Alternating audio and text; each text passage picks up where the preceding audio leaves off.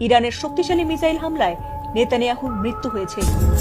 ইরানের হামলায় নেতানিয়াহুর ভাই এবং তার দেশের বেশ কিছু ঊর্ধ্বতন কর্মকর্তার নিহতের খবর বর্ণনা করেছেন এই মার্কিন কর্মকর্তা স্কট রিডার। তিনি জানিয়েছেন কিভাবে ইরানের ভয়াবহ হামলায় কোনোভাবেই প্রতিরোধ করতে পারছে না ইসরায়েল, কিভাবে শক্তিশালী হামলায় নেতানিয়াহু সহ তার ভাই নিহত হয়েছেন। যদিও এই যুদ্ধে ইরানের সবচেয়ে বেশি ক্ষতি হয়েছে, তারপরও তাদের পাল্টা আক্রমণে ইসরায়েলের আয়রন ডোম ধ্বংস হয়ে যাওয়ার পর দিশেহারা হয়ে পড়েছে ইসরায়েলি বাহিনী।